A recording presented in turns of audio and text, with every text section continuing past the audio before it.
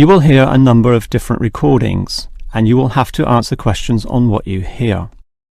There will be time for you to read the instructions and questions, and you will have a chance to check your work. All the recordings will be played once only. The test is in 4 sections. At the end of the test, you will be given 10 minutes to transfer your answers to an answer sheet. Now turn to Section 1. Section 1. You will hear 2 students, Peter and Mary, discussing their new eating plan.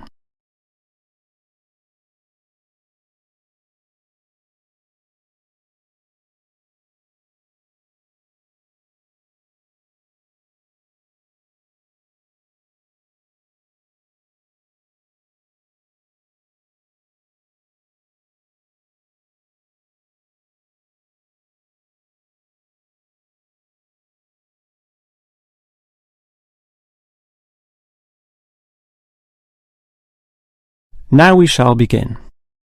You should answer the questions as you listen, because you will not hear the recording a second time. Now listen carefully and answer questions 1 to 5. OK, Mary. I know I'm putting on weight with all my bad eating habits. That's right. Chocolate bars, pizzas, and all washed down with litres of soft drink. And with all the sugar in soft drink, I think we can say you're definitely overindulging, don't you think? I know. I intend to definitely stop drinking that from now on. And that's part of the sensible eating plan that we have agreed we need to formulate. One that we can both follow. That's right. Sensible and practical. Allowing us to indulge in some sweet foods on occasions. On rare occasions. And we're going to cut out all the pizzas and hamburgers. Well, not totally. I thought you said pizzas could be eaten once a week. You know how I like pizzas. No, I said once every 2 months. Once a week was ice cream, not pizza. Yeah, that's because you like ice cream. I prefer pizza. Peter, if you want to lose weight, you need to be disciplined in both what you eat and what you do, which brings us to the issue of exercise. That's right. So, jogging twice a week and hiking on Saturdays, right? No, hiking is Sundays, allowing Saturdays for the light walking exercise. I've investigated and discovered there are a lot of walking trails around this suburb, with many beautiful places if you just look around. So what's happening this Saturday? A walk around the city? That's later in the month. This Saturday we'll visit Pine Park. Hill Park is nicer, with great views too. Yes, but we have to travel too far to reach Hill Park, so I ruled that out, and I love the smell of pines. And what about the weekday meals? Salads every night, I suppose. No, it's important to vary the meals so that the food remains interesting and fun. The only common factor is the fruit juice, but otherwise we'll have a variety of healthy fare, from salads to fish to lean meat. I'd rather have meat every night, but you're the boss. If you want to lose weight, you'll have to accept this program, okay? Okay. Before you hear the rest of the conversation, you have some time to look at questions 6 to 10.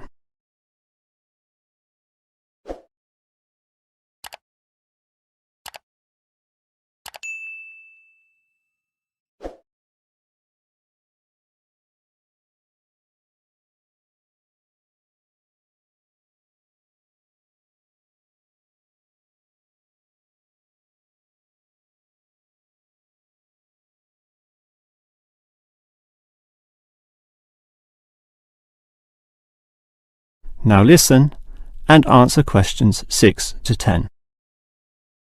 Now, Mary, you said we could have a little treat in our diet plan 3 times a week, specifically Tuesdays, Thursdays and Sundays. Yes, a very small treat, but something to reward us for all the discipline shown. Such rewards will motivate us to continue the diet. So on Tuesdays, what can I choose? You have a choice between a small serving of chocolate, ice cream or biscuits. OK, well, I'll go for the biscuits. I love those crunchy little things with my cup of tea. So do you, right? I do indeed, so I'll have them too, saving the ice cream for later.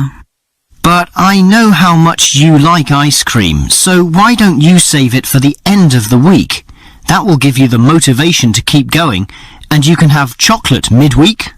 That's a good idea, but I think the most important thing is for you and I to eat different things on those other 2 days. Well, if you think that way, I'll eat the ice cream on Thursdays, not the chocolate, okay? Well, if you're having that, then I can't have ice cream. In order to be different, I'll have the chocolate. So we can compare our different snacks, and maybe even share a little with each other. Exactly. And the variety and fun involved will take our minds of wanting more. Eating for fun. A good idea. And then you can have the chocolate on Sunday, right? But I like biscuits. Actually, I want biscuits again to have with my cup of tea. But you have the biscuits on Monday, remember? And we can't repeat. Oh, come on. This isn't fixed in concrete.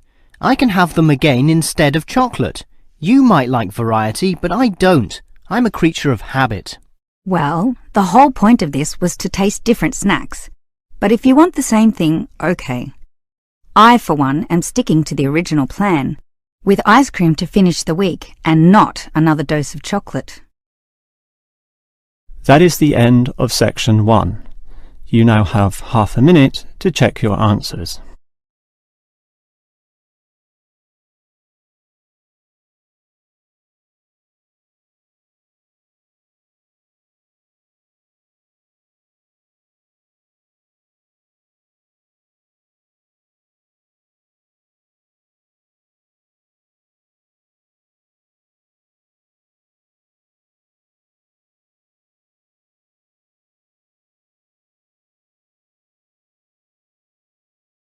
Now turn to section 2. Section 2. You will hear a childcare worker telling some mothers about the advantages of her centre. First, you have some time to look at questions 11 to 16.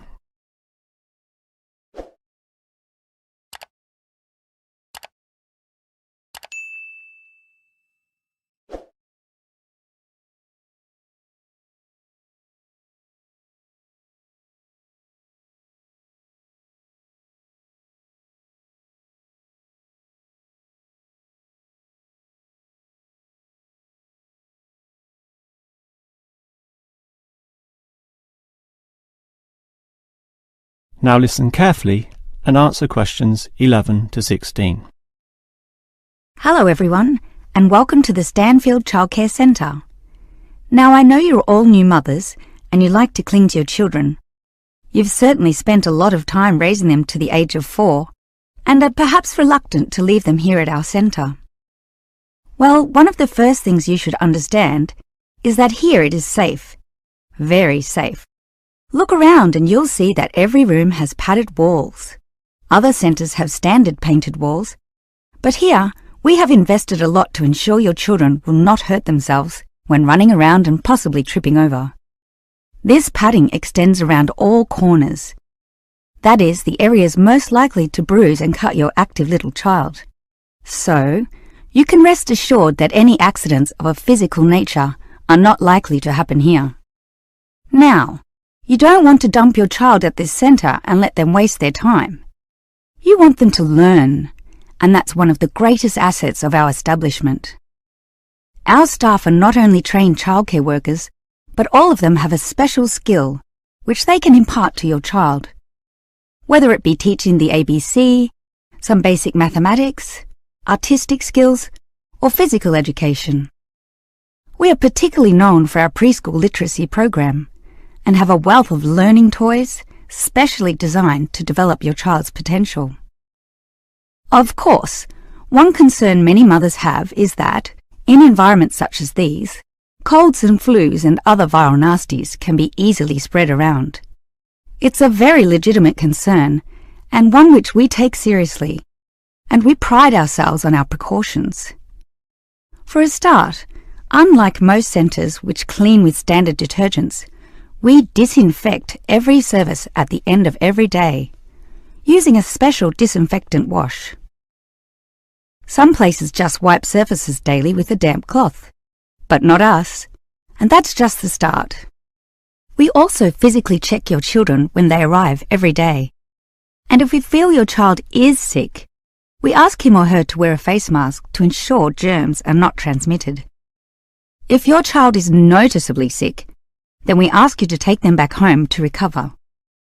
This might sound a little unkind, but we hope parents can understand that these measures are for the benefit of all. Before you hear the rest of the talk, you have some time to look at questions 17 to 20.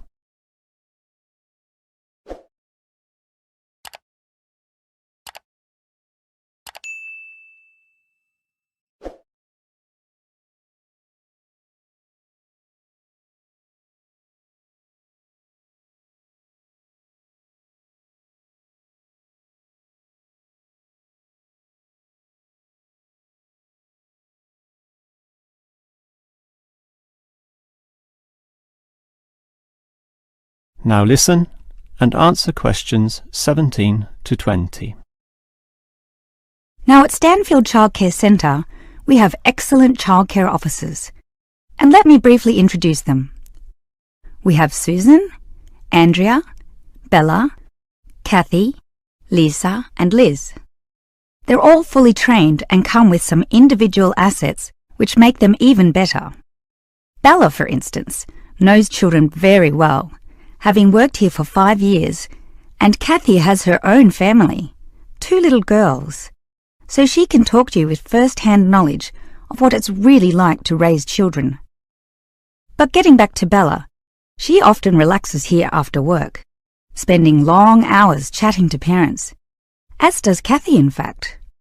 But in terms of hours, nothing can compare to Andrea, who will sometimes spend the night here, staying in our overnight room. Why? Because this centre is very friendly and simply a great place to be.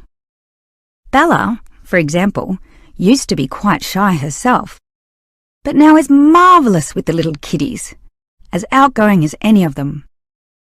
We let Kathy, though, deal with the particularly quiet and introverted children, since having her own family, she knows what can really bring them out. Of course, what better way to do this than with yummy homemade cakes, and Kathy often gets these from Bella, who can make some of the best in town. Yes, everyone here brings something special, which is why we're one of the best childcare centres in the business. That is the end of section 2.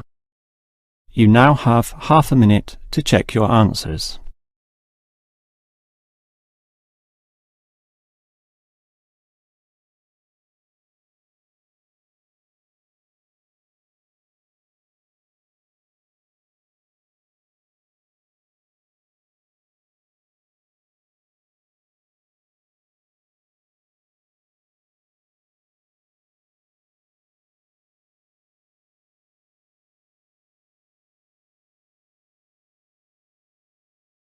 Now turn to section 3. Section 3. You will hear a student, Eric, talking to his lecturer, Miss Harris, about essay writing. First, you have some time to look at questions 21 to 25.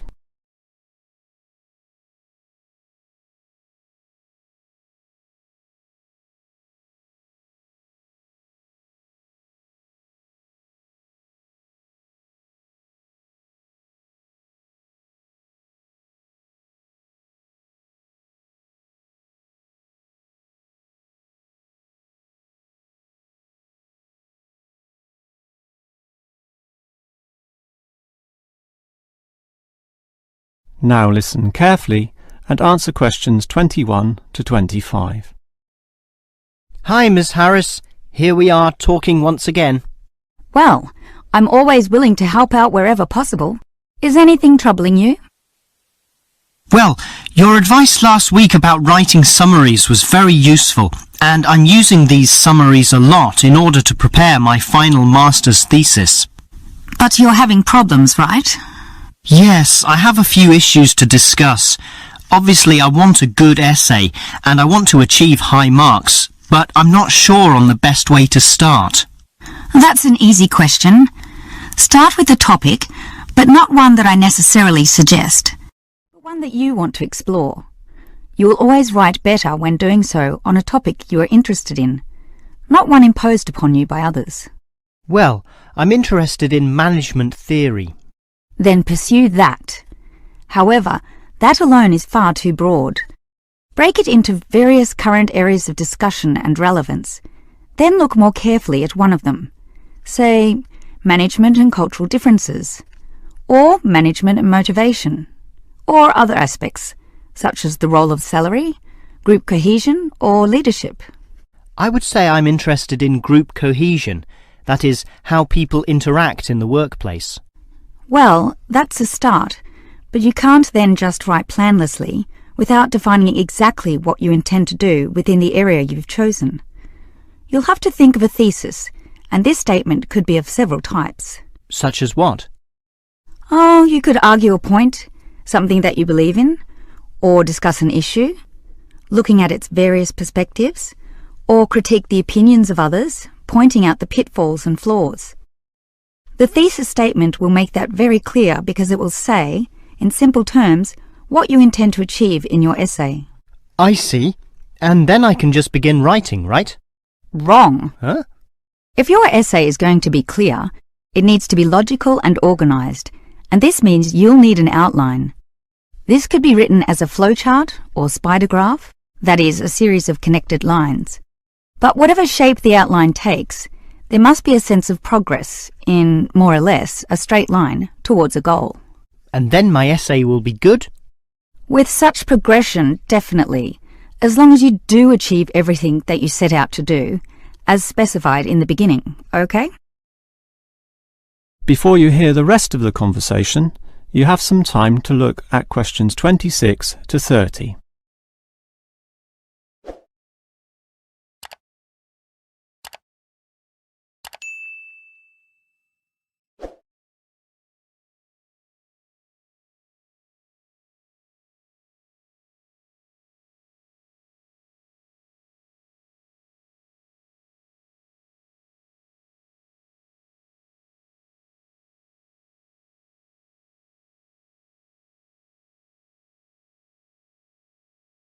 Now listen and answer questions 26 to 30. Well, Ms. Harris, your advice about essay writing all sounds very useful, solid and step by step, so I'll certainly follow that. But can you tell me in more general terms, what constitutes the best essay? Oh, there are many aspects to consider, but one of the most important is certainly original thinking. The best essays are written by people who think for themselves, and not just copy or imitate established views. I think I can do that. But remember, you can't just give a list of unsupported assertions. There needs to be support as well. A chain of logic linking each step in your argument. Right. Yet that alone is not enough. Your argument may be logically sound, but is it practically so? For that, you need examples from real life to illustrate your points or subpoints. I've got lots of examples from my course readings. I suppose I could use them. But remember, whenever you use an example or facts or figures that are not commonly known, you must give a reference. That's an academic necessity, without which your writing will automatically fail. So it's necessary to give these, right? Absolutely. And with that, your essay will be fine. But always ensure that you format it clearly. What do you mean? I mean the practical considerations, as written in the University Style Guide, such as leaving appropriate margins, using double spacing, Arial font, and so on. You see, your writing must look good as well as be good. I can certainly do that. And finally, related to the previous point, you need to respect the number of words required. Your individual lecturers will give you a word count figure, so follow what they say, making your essay neither too long nor too short. Perhaps 10% either way should be acceptable. 15% was common when I was younger, but it's a lot stricter now, and 20% would be pushing the boundaries just a little too far. I guess I can do all that. Thanks for your advice. That is the end of section 3. You now have half a minute to check your answers.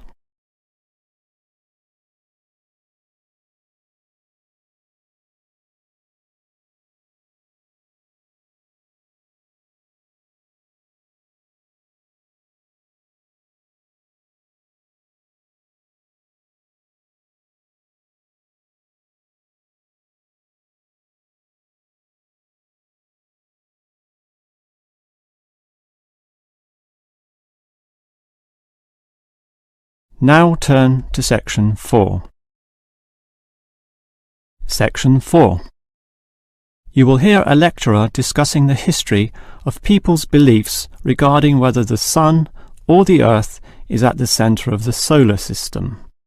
First, you have some time to look at questions 31 to 33.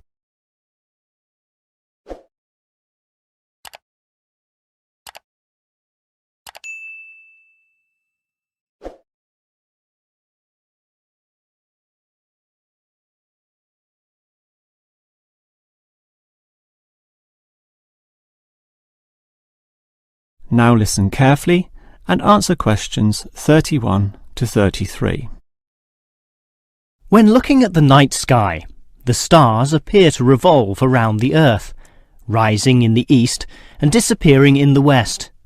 The Earth itself seems solid, fixed and stable, and such common sense perception suggests that the Earth is the centre of the universe. This is known as geocentrism, with geo meaning earth, and all pre-modern civilizations drew this conclusion. We now know, of course, that the Earth revolves around the Sun, and this is called heliocentrism, with helio meaning sun. But historically, it took quite a while for this to be deduced.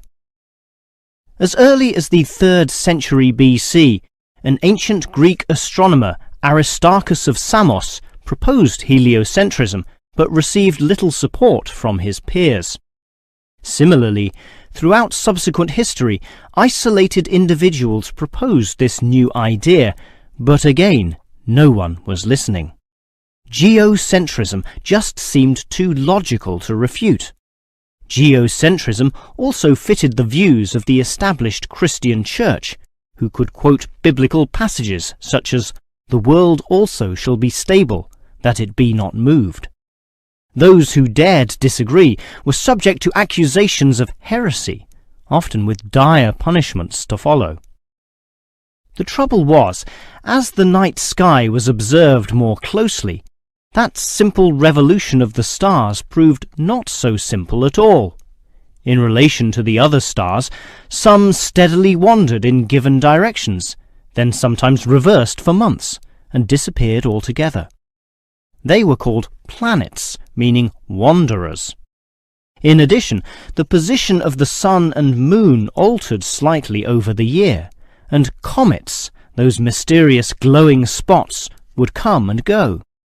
In order to predict the motion of the planets, and accurately serve the primary purpose of navigation for sailing ships, increasingly elaborate mathematical models were needed, a sure sign that something was not quite right.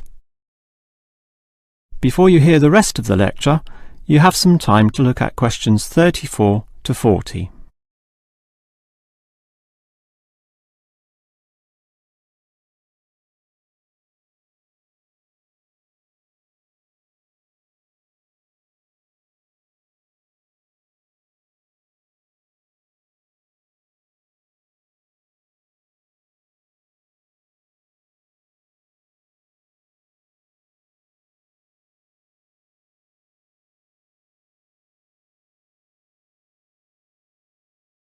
Now listen and answer questions 34 to 40. Heliocentrism, or the belief that the Sun is the centre of the solar system, still needed a mathematically sound description before it could be scientifically accepted. And it was a Polish astronomer, Nicholas Copernicus, who in 1543 first published this. This event is sometimes referred to as the Copernican Revolution. Copernicus himself certainly feared the consequences of his proof, knowing full well it might invoke the anger of the established church. Probably for this reason, he waited until the last year of his life, when he was sick and dying, to release his findings. In addition, the preface of the book, written by a respected member of the church, stated that the model was not necessarily correct. As a result of this, there was no revolution whatsoever. In fact, the book received scant attention in the subsequent decades, apart from a few irate clergymen who angrily dismissed the whole scheme as irrelevant. Yet the following generations of astronomers did not always fare so well. The Italian scientist Galileo got into trouble, as did a fellow Italian with the surname Bruno, Giordano Bruno, who was burnt at the stake. Yet ultimately nothing could slow the spread of heliocentrism across Europe. It formed the basis of Isaac Newton's great work on the motion of the planets, a work which implied that even the sun, around which the Earth circled, was itself in motion around a common centre of gravity. No discourse about heliocentrism could finish without mentioning that, somewhat unbelievably, there still exist those today who choose to believe that the Earth is the centre of the universe. Modern geocentrism is usually the result of literal interpretations of the Bible, which is the cornerstone of these people's beliefs. They, therefore, also believe in creationism, that is, that a God created everything, and while we may smile at this, it is sobering to consider that surveys have revealed that up to 10% of British people, 12% of Europeans, 20% of the USA, and 25% of the Middle East still hold the belief that the sun revolves around the Earth. One can only wonder what Copernicus would have thought of this.